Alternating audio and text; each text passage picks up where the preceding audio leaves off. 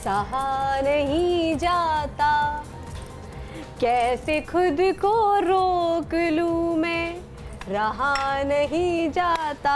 रहा तो हमसे भी नहीं जा रहा है। भाभी जियो, मुझसे ना अपनी खूबसूरती बर्दाश्त नहीं हो रही है। अब कोई हक नहीं है मुझे इतना सुंदर होने का।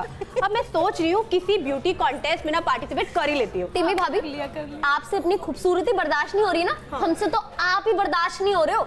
चुप कर जैज जलनखोर कहीं की। पता नहीं क्या कॉम्पोजिशन गा रही हैं और ऐसा लग रहा है जैसे भजन गा रही हैं। तुझे म्यूजिक सेंस ही नहीं है। अच्छा ठीक है, एक बात सुनो, ब्यूटी जो होती है ना, इट लाइज इन सिंपलिसिटी। मेरी तरफ आपने कभी देखा है?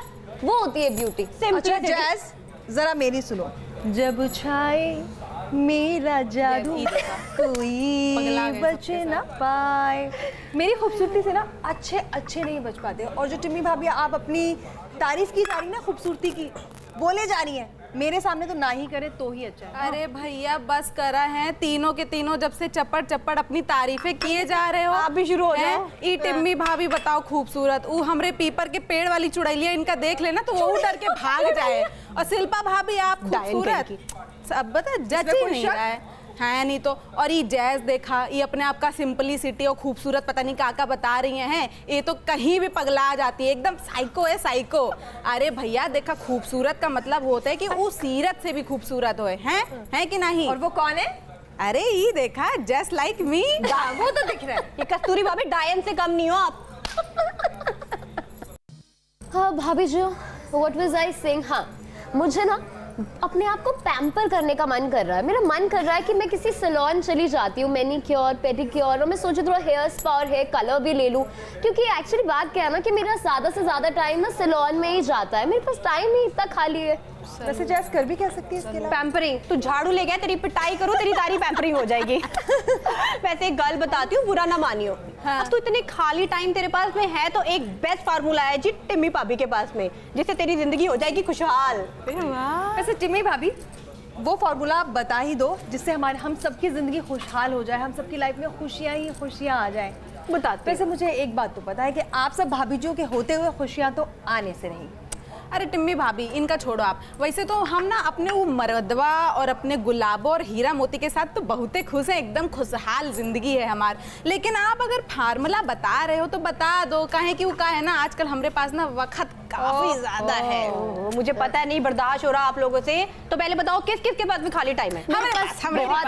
मेरे पास भी। अच्छा ठीक है, खाली टाइम है बहुत ज्यादा, तो अब आया टिम्मी भाभी का फॉर्मूला। अरे ये टाइम वेस्ट करते हो जो सलून में जाके, सबसे पहले सीधे डॉक्टर के पास जाओ, अपने दिमाग का चेकअप कराओ और देखो जिंदगी होगी खुशहाल, होगी गुलजार। वाह वाह वाह वाह वाह। टिम्मी भाभी ये तो आपको आप जाते हो वही डॉक्टर ना जिससे आप अपना इलाज करा के आए रहे। नहीं वो बड़ा एक्सपेंसिव है यार। टिम्मी भाभी वो बेइज्जती थी। ओह अच्छा, ये तो हमरे से ज्यादा बुड़बक हो गए हैं।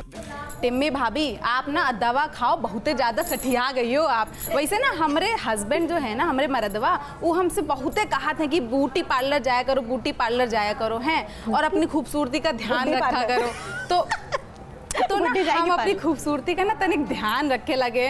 और वो क्या है ना कि जैसे हम वो ब्यूटी पार्लर जाते ना, तो वो पार्लर वाली अनीता है ना, तो वही हम ना खूबसूरती के ना बहुत तारीफ करे थे। वैसे मैं एक बात बताऊं कस्तूरी भाभी, मेरे जो हस्बैंड है ना, ऑफिस जाने से पहले एक काम हमेशा करते हैं जो बहुत जरूरी है। पूछो क्या? पता है मैं इतनी खूबसूरत हूँ ना, तो जो काजल है ना वो मेरे कान के पीछे काला टीका लगा के जाते हैं ताकि किसी की नजर ना लगे। और वैसे भी मेरे हस्बैंड आप सब भाभीजियों से तो वाकिफ हैं ही। हाँ। और मेरे को तो सबसे ज्यादा नजर टिम्मी भाभी की ही लगती है, ये भी उनको पता है। मैं कभी बात भी नहीं करती। अरे ये सब बातें छोड़ो, मैं आपको बताती हूँ कि मेरे हस्बैंड क्या करते हैं। तो जब मेरी शादी नहीं हुई थी ना, तो उन्होंने मेरी फोटो देखी और मेरी फोटो देख के मतलब he was so much in love. उन्होंने अपनी मम्मी से सीखा कि नजर कैसे उतारते हैं। क्या? और अब वो जब भी ऑफिस के लिए निकलते हैं ना, सुनो आप लोग हंस बाद में लेना, तो वो सरसों के तेल में रुई भिगाकर 7 बार उतारा कर कर बेचारे ऑफिस जाते।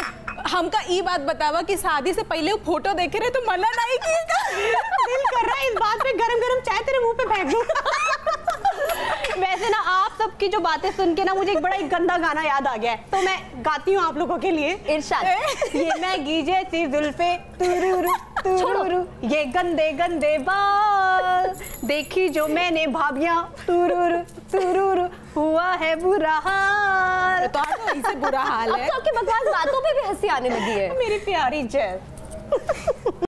टिम्मी भाभी, इतनी देर से आप हम सबकी बेइज्जती किए जा रहे हो। अगर कोई कसर रह गई है ना तो वो भी आप पूरी कर दो। क्यों कसर रह गई है कोई? लेकिन अब ना कस्तूरी भाभी और जैस हमारी बारी। बिल्कुल सही कह रही है, बिल्कुल है ना? हाँ, हमारी बारी पता है आप दोनों को, टिम्मी भाभी ना पता है क्या करती है? 24 घंटे कस्तूरी भाभी की जो भैंसिया है ना गुलाबो, उसकी तरह जुगाली करती है। हाँ सही पकड़े शिल्पा भाभी एकदम। टिम्मी भाभी, मैं भी आपकी तारीफों के पुल बांध दूं, एक दो चीजें मैं भी बोल दूं।